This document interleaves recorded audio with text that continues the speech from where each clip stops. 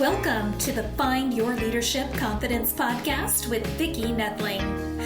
You are about to discover impactful lessons that help you grow as an individual, grow your confidence, and find the positive and good within you, so you powerfully and authentically become the best version of yourself.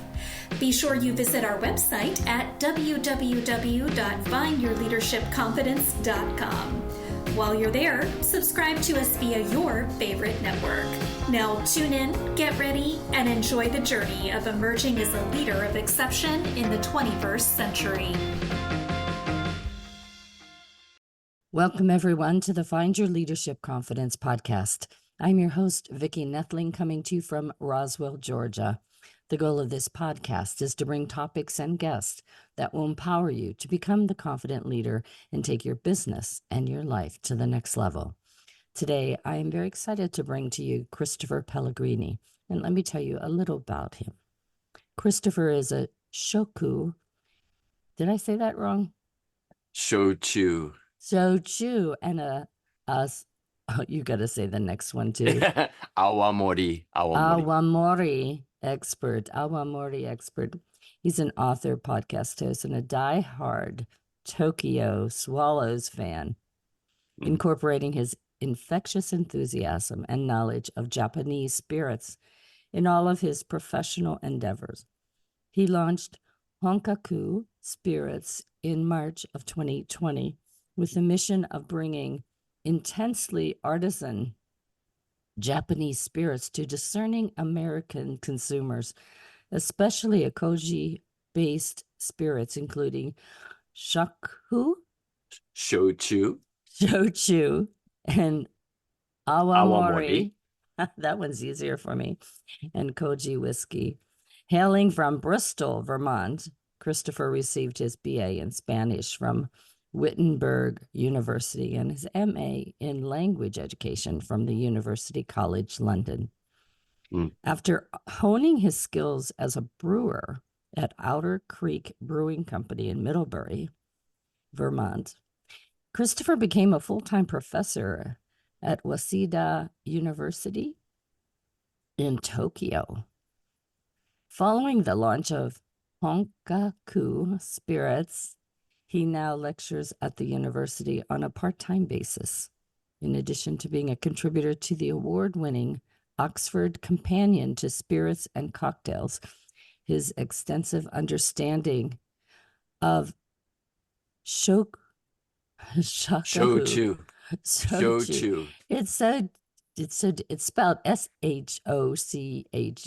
That doesn't even resonate with me as Shochu. Inspired him to write the first non-Japanese book about Shochu and Awamori. Yes. The Shochu Handbook. And he also co-hosts 2 podcasts focused on the education of Japanese spirits, Japan Distilled, and Sake on Air.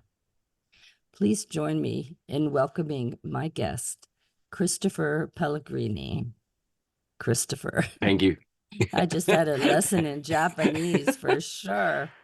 Well, I can help a little bit there. Japanese is actually pretty easy to pronounce if you don't overthink it. There's only 5 vowel sounds, and A, E, I, O, U. A is, and if you've ever studied Spanish or Italian, just pretend like they're vowel sounds from those languages. So A is always A, E is always E, I is always I, O is always O, and U is always U. Ooh. So when you see a word like shochu, Shochu, it's shochu. Yeah. And so there's really, simple. Just stay faithful to those vowel sounds and then don't skip any of the consonants. And you're pretty good. And then keep your intonation pretty flat. There's not a lot of stressing of syllables unless you're upset about something. Okay, we'll try not to do that. Yeah, and just try not to you don't have to speak quickly. It's better to just keep it clear. Yeah, very good. Excellent. So today we're going to talk about doing business in Japan. There's, the world has become open, especially now with the internet's so prevalent everywhere.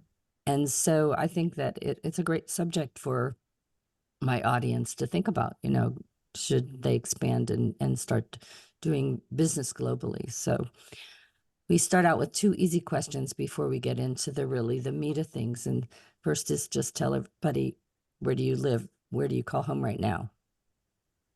Tokyo, Japan for the past 22 plus years.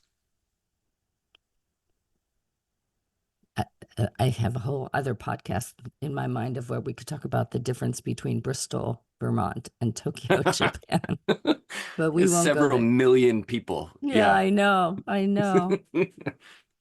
So let's just talk a little bit. You lived in Japan for 2 decades. That's what right. took you there? What was that moment in your life that says, you know what, I think I'll just go live in Japan? It was a girl that I really liked. Of course. And she wanted to live in Japan. Mm. And so I said, cool, sounds like an adventure. Let's do it. And we did. And 22 plus years later, we're now married and we're still here. That's a good ending to that story. I was hoping that it wouldn't be, and she's not any longer in the picture. And she left. But I like Japan more than her. No, That's awesome. I was able to keep them both. That's awesome. So how did you get interested in this Japanese cocktails, if you will, or whatever, spirits? Spirits. Yeah. I am from, as you mentioned in the intro, I actually started homebrewing before I ever worked for Otter Creek. I homebrewed when I was a kid, secretly in my bedroom closet. And when my parents eventually found out, they were not impressed, as I'm sure you can probably you were that imagine. Kid. Yeah. And after deciding that they were going to keep me and not like send me off to some military school for some discipline or something, I ended up, before graduating from high school, I was able to parlay my interest in small batch handcrafted beer into an apprenticeship at the local brewery, which is called Otter Creek. And I was essentially learning all aspects of the trade, everything from the cellar work to the packaging to the brewing and everything in between. And then one fateful week, we lost both of our brewers. Our first brewer wrecked his back, and our second brewer left the state to join the circus. So that, I'm not joking, that actually happened. So all of a sudden we had this massive hole in our production team. And the CEO, the president, who himself was a former home brewer and turned that into the business, he called an all hands meeting, asked if anybody knew how to brew, and 17-year-old me put his hand in the air and said, I definitely know how.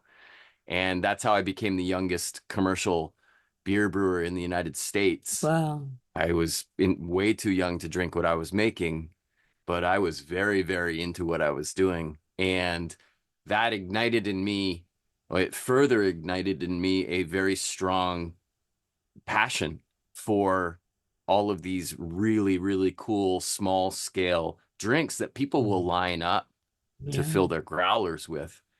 And fast forward several years, and I end up, as I said, following a girl to Japan. And I ran headlong into Japan's indigenous spirits, Shochu and Awamori. And this was back in 2003. So Wikipedia didn't have anything to say on the subject yet. Yeah.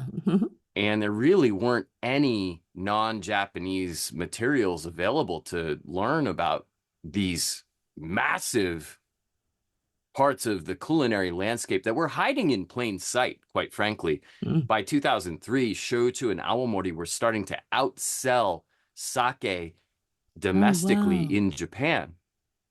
And it's been that way ever since. So I arrived right at the time when it was kind of the boom times, and there were all of these specialty shochu bars popping up all over the place.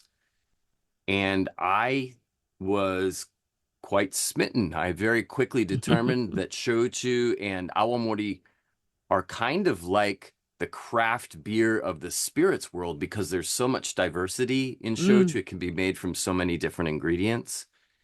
And so I decided to travel to where it's made without any Japanese language ability whatsoever, and poked around enough and made enough friends that eventually people started allowing me into distilleries, and I started to learn in a very hands-on manner. And it's just been the deepest rabbit hole that I could have ever fathomed in my life. And now I've actually devoted my entire existence to trying to tell these stories all around the world. So when you got to Japan, where did you go to work? When I first got to Japan, I was in education. I'd been a teacher for a long time. And before Japan, I actually was teaching in South Korea. And then boy meets girl, and we lived on the same street, and she befriended one of my colleagues, and then my colleague played Cupid. And she really hated her job in finance. And she had always wanted to live in Japan for a year. And I thought, yeah, sure, that sounds like fun. Let's try that. And I'll see if I can get a job in education in Japan. And I did. And so I came here without any knowledge of these spirits whatsoever. But I'm kind of the type of person who, when I become curious about something, there's very little that's going to stop me. There's really not anything that can stop me. And that's evidenced by the fact that I became interested in making beer as a kid when I was supposed to be researching something for a U.S. history class about prohibition. And it turned out all these people are making booze at home. Well, how do you do that? Oh, wow, it's all about keeping things clean. And I can do that. Oh, wow, I should try that. So I did. And so this sort of thing where something catches my attention, I will go face first down any rabbit hole to see where it leads me. And that's exactly what happened with these spirits. But I had fortunately a good job at a university that I wasn't making a lot of money, but I was very time rich.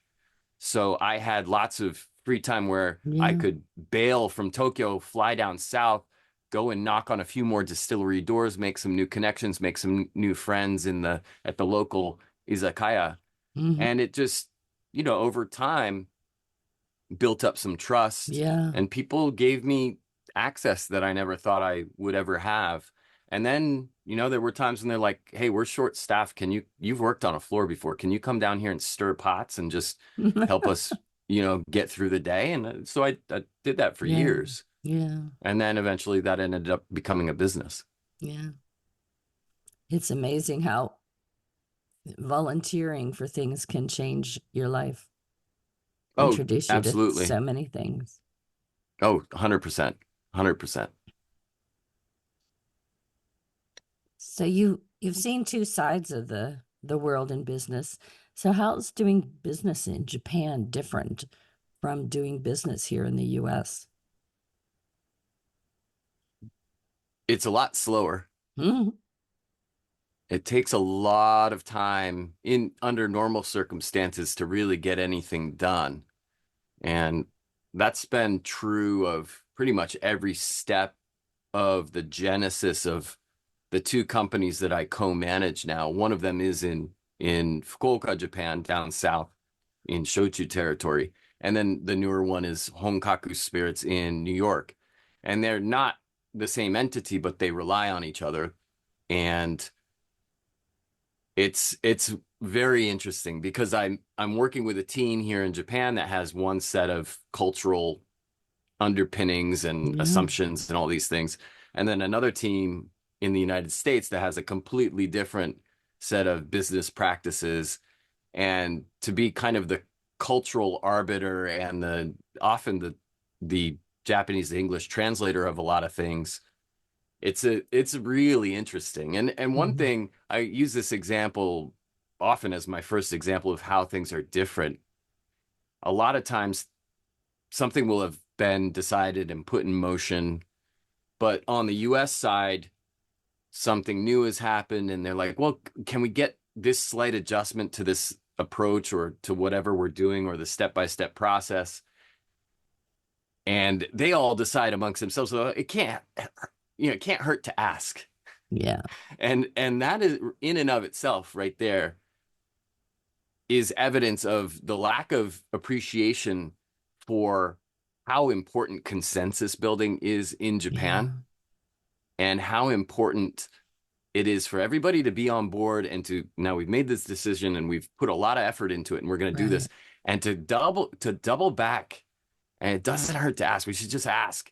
You know what? It really can hurt to ask, because you lose trust. Now you're no longer a good partner, a partner that we can rely on. Instead, you're somebody who's just going to double guess and be loosey-goosey about the whole thing. And, or do you really care about this? And you know, it can really get, it's not good. You undermine yourself by asking things that have, you know, we've already decided this. You had a time for input and that's it, you know? So that's the cultural differences and the assumptions and all of these things. Obviously, both business practices, both business worlds, all business is based on trust. But it just takes a lot longer in Japan. And sometimes, and this is going to sound kind of, I don't know, take this as you will, but oftentimes the US side is asking for updates on how things are going in Japan. And we often just say, you know, things just move at the speed of Japan.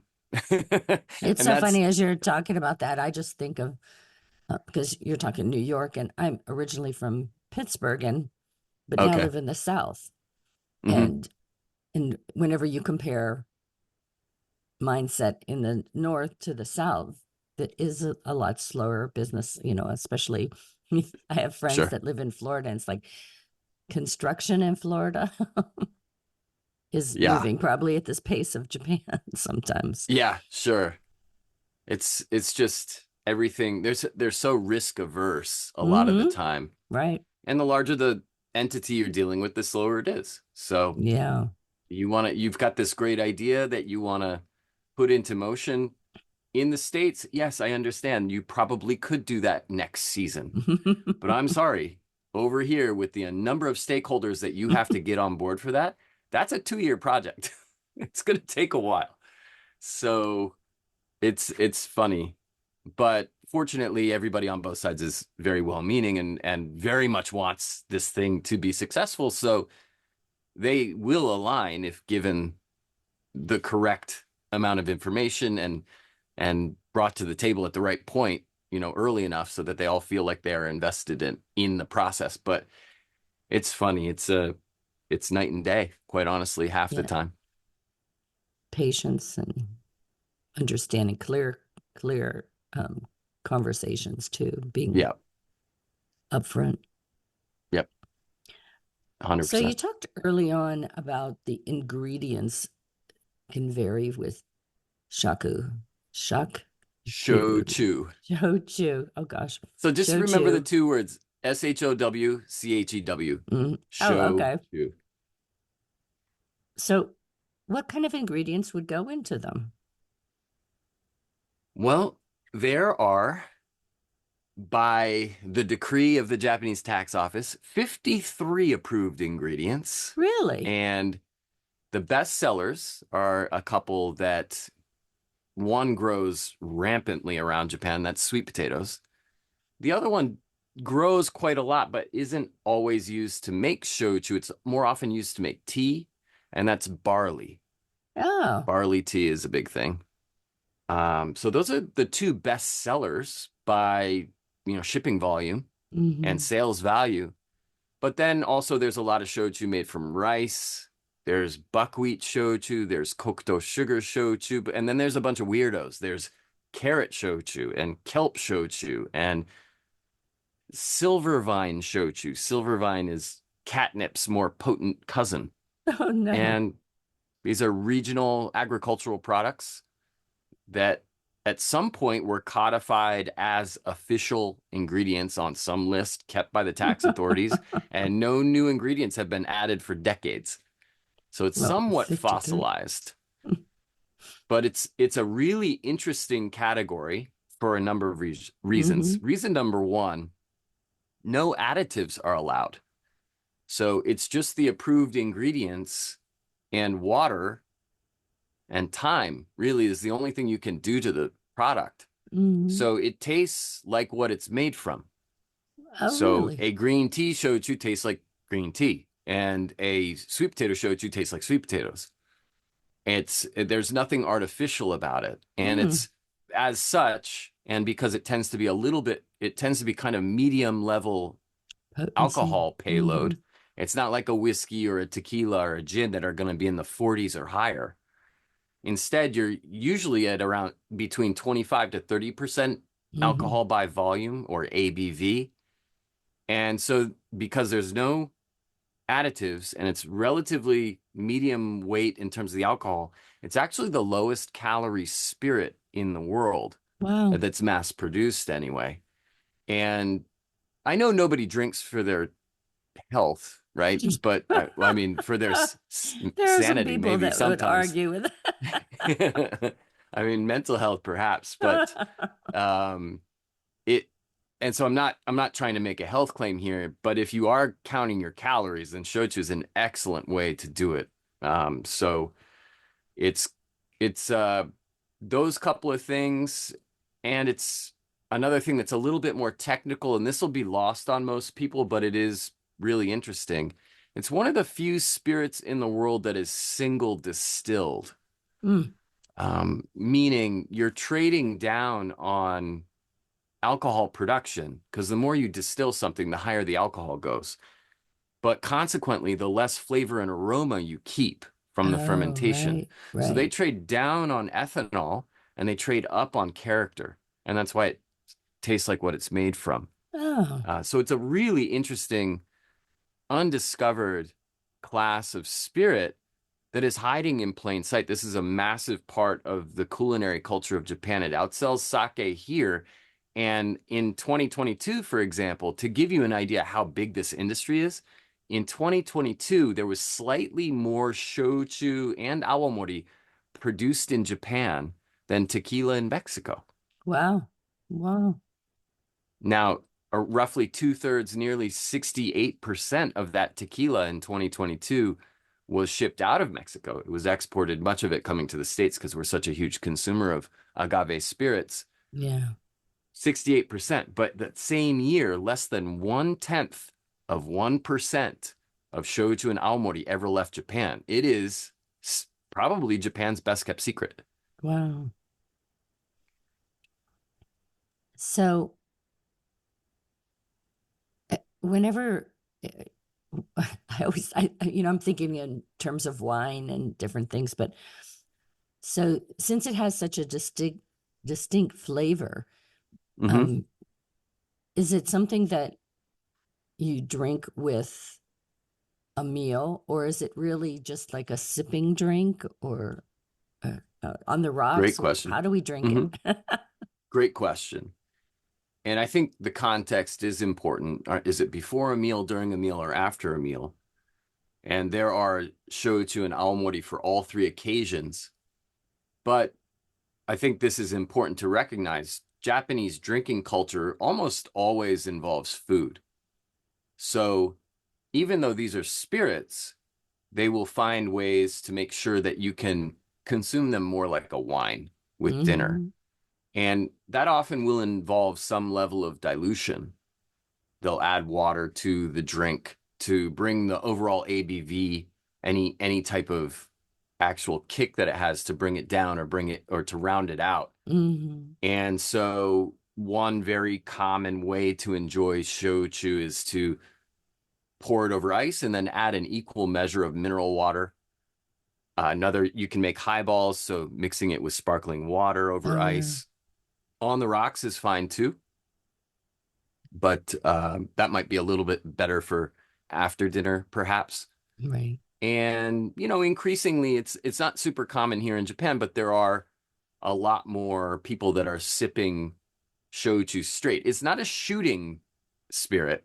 Right. It is for consideration and we like to say sip slowly, sip honkaku, but it's not cheap enough to be shooting. I think we could put it that way. It definitely comes in a little bit more expensive than, certainly more than any vodka out there, and most gin. So, and nobody drinks gin straight usually unless they've lost a significant court battle. But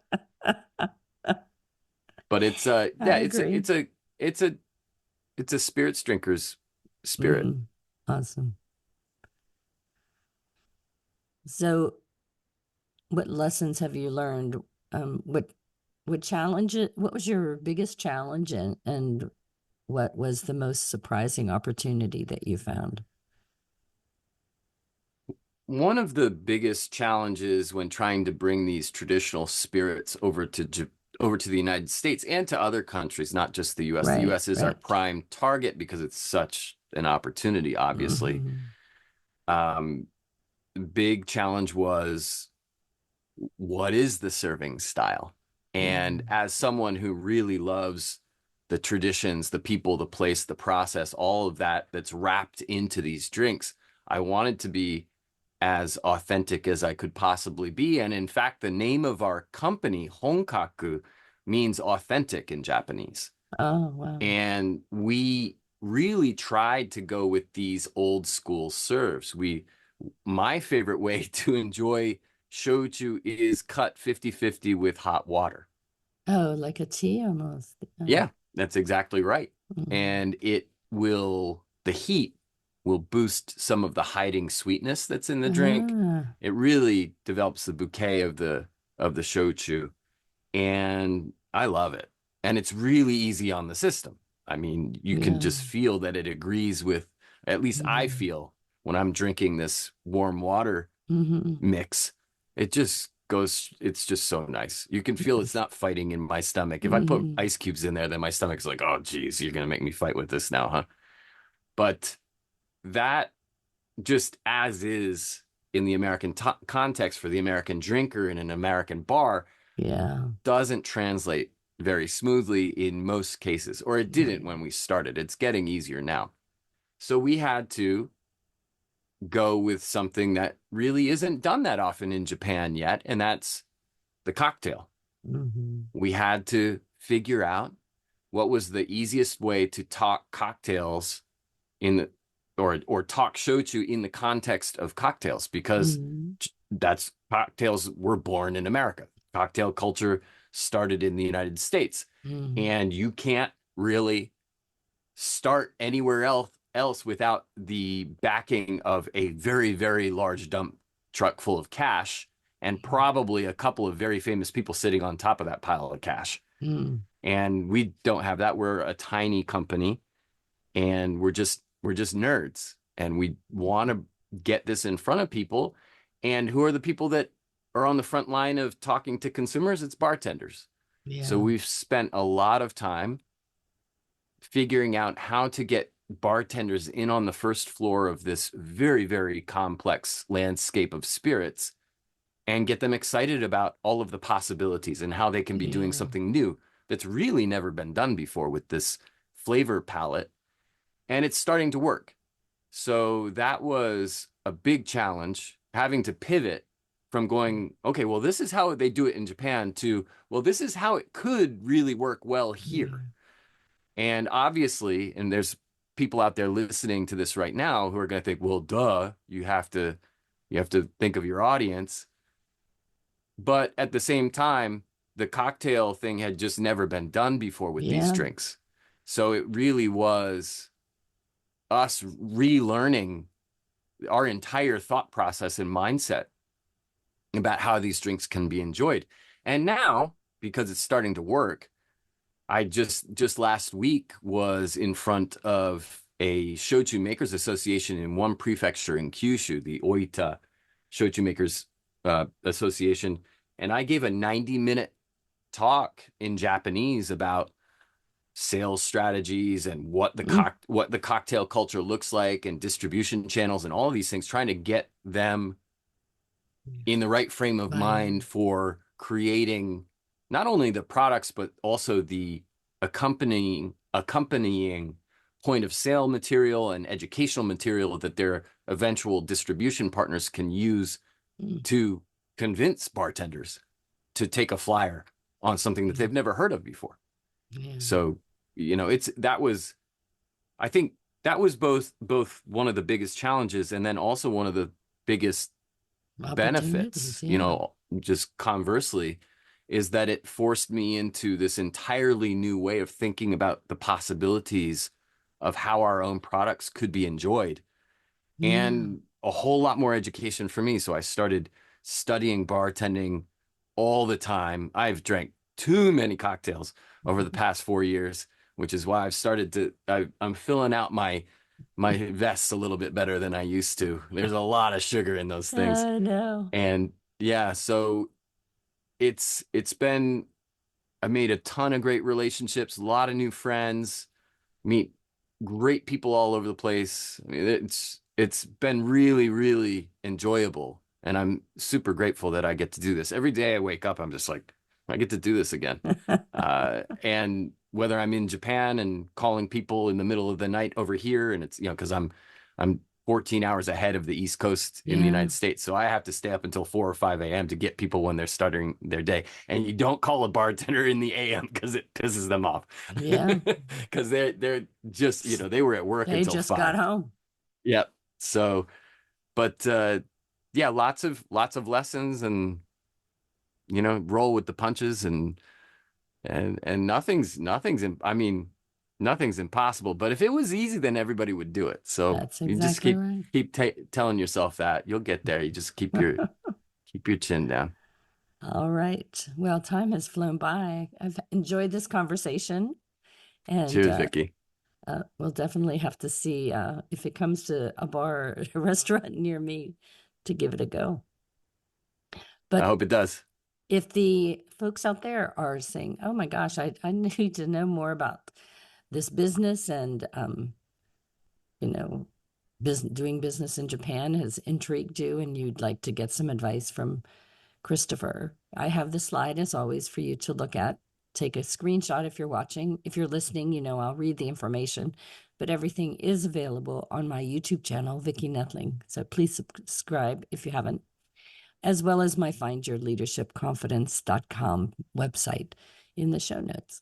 Honkaku Spirits.com. Mm-hmm. LinkedIn, Facebook, and Instagram, you can just search by his name, Christopher Pellegrini. Facebook is Pellegrini Christopher, just to keep you It's backwards. keep you on your toes. And then Instagram is Christopher Pellegrini. I'm going to turn it over to Christopher. He's going to talk to you about his website, things that you can find on that website, and how you can connect with him on those social media platforms. So I'll turn it over to you, Christopher. Thank you. Honkaku Spirits is a good reference for everything that's related to koji fermentation in Japan. So if you're just looking for a very intro level explanation of what koji is and how it's used to make things like shochu, awamori, it's also used to make sake and miso and soy sauce, then our website is a good starting point. It also has information about a number of the brands that we carry. And there's a shop link if you happen to be in a state that we can ship to, then you can purchase your first shochu online. And that would be probably the fastest way to do it. How many states are you in? We are, through traditional distribution channels, we're in 26. And then above and beyond that, we have an additional 12 that are to states where we don't have brick and mortar distribution, but we do have online distribution. So it's a total of 38 states. Now, unfortunately, your home of Pennsylvania is a control state, so we aren't in there yet. I'm in Georgia now. Yeah, you're good then, because we are all over the place in Georgia. And so if you go to your local package store, then they might have some shochu there. And if they don't, then please ask them about it. Yeah. And there's a lot of people asking, so you'll be the second or third person this week who has said, "Oh, yeah, I'd love to buy some shochu if you have it," and they will get it. They will get what they know they can sell. And so the website also talks about the brands and what makes them special and how to enjoy these drinks. And also, if you reach out to me via Instagram in particular, then I can help you with the best ways to drink these things. I also have a large number of people every day who send me photos of menus and say, they have shochu here, which one should I get? And if I'm looking at my phone, I will tell you what to do and how to drink it. Even if we've never met before, I think it's great that people in the moment are able to get hold of that information and make an informed purchasing decision. And I'm happy to enable that in any way that I can. I post on Instagram 2 to 3 times a week, and the same on Facebook. My stories on Instagram are pretty constant, and I love to share just information about what's going on in the shochu and Awamori world worldwide. I also share information about my own distillery visits and the other educational things that I'm up to. So I hope that you will find that it's equal parts silly, fun, educational. And I hope that you find something, you find your shochu. You might not love a sweet potato shochu, but you might adore an aloe shochu or a water chestnut shochu. There's something for everyone. It's really one of the coolest things that is still undiscovered about Japan. So welcome to the rabbit hole, everyone. A nice long ride. Awesome. Christopher, it's been just great having a conversation with you today. I learned a lot, not only how to speak in Japanese a little bit better, but also, about spirits. It's funny, I spent a year working for the Pennsylvania Wine and Spirits brokerage. Oh, wow. Okay. So I knew Pennsylvania. You know exactly about these things. Oh, that is hilarious. I know. Yeah. I need some tips from you about how to approach them. Actually, that was my funnest job that I did. Was it? Yeah, that was a very fun job. But anyway, a very controlled state. Yeah. Unfortunately, my home state is as well. Vermont is also a controlled state, so we can't sell into Vermont yet. Yeah. Oh, well. Well, as always, I thank you for being a great guest and remind everyone that life is a journey and it's up to you to enjoy the ride. This is Vicki Noethling signing off. Thank you for tuning into the Find Your Leadership Confidence podcast with Vicki Noethling, where we share impactful lessons that help you grow as an individual, grow your confidence, and find the positive and good within you so you powerfully and authentically become the best version of yourself. Remember to visit our website at www.findyourleadershipconfidence.com and enjoy even more great episodes like this one. Again, while you're here, subscribe to us via your favorite network. We look forward to seeing you next time on the Find Your Leadership Confidence podcast.